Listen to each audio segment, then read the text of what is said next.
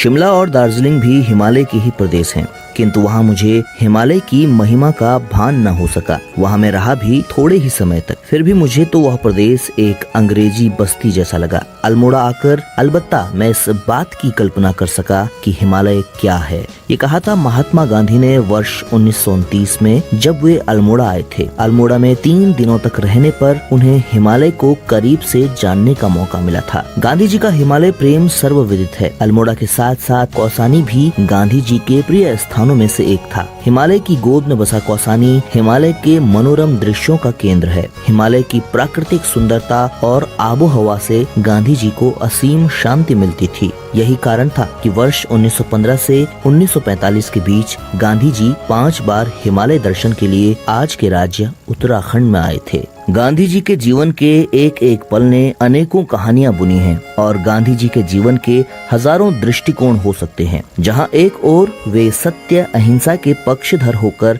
शांति का पाठ पढ़ाते थे, वहीं सामाजिक समानता पर गांधी जी के पक्ष पर अंबेडकर नाराज रहा करते थे। ऐसे ही अनेक पहलुओं ने गांधी जी को एक महान व्यक्तित्व बना दिया और गांधी जी के मन में आए हर ख्याल और बोले गए हर एक शब्द ने न जाने कितने लोगों को प्रभावित किया। समाज में अनेकों पक्षों के बारे में बात करने वाले गांधी जी हिमालय को लेकर पर्यावरण संरक्षण की महत्वता और हिमालय की उपयोगिता से भली भांति परिचित थे। यदि हिमालय न हो तो गंगा, यमुना, ब्रह्मपुत्र और सिंधु भी न हो तो भारत रेगिस्तान या सहारा की मरुभूमि बन जाए। इस बात को जानने वाले और सदैव हर बात के लिए ईश्वर का उपकार मानने वाले हमारे दीर्घदर्शी पूर्वजों ने हिमालय को यात्रा धाम बना दिया था। उनका ये कथन हिमालय की उपयोगिता और इसकी संस्कृति की महत्वता पर प्रकाश डालता है। कौसानी को भारत का स्विट्जरलैंड कहा जाता है और कौसानी को ये संज्ञा देने वाला और कोई नहीं बल्कि गांधी जी ही थे। गांधी जी ने यंग इंडिया के लिए लेख में लिखा कि कुमाऊं के पर्वतों में तकरीबन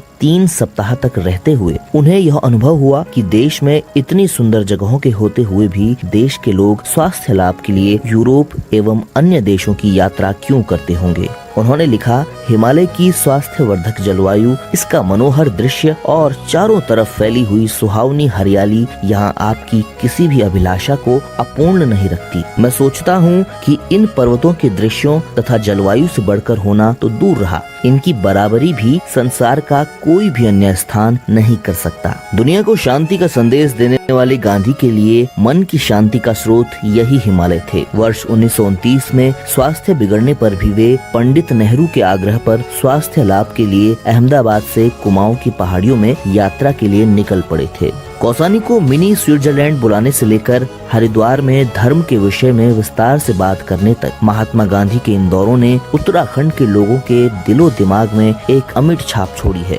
वर्ष 1915 में हरिद्वार में कुंभ मेले के दौरे, वर्ष 1929 में देहरादून के राजपुर में क्रिश्चियन रिट्रीट और स्टडी सेंटर में पीपल के पेड़ का पौधारोपण, कौसानी में अनाशक्ति आश्रम में समय बिताना और मसूरी में सामूहिक समारोहों में भाग लेना, इन सभी जगहों पर गांधी जी खुद को और अपने विचारों को हम लोगों के लिए हमेशा के लिए छोड़कर चले गए हैं।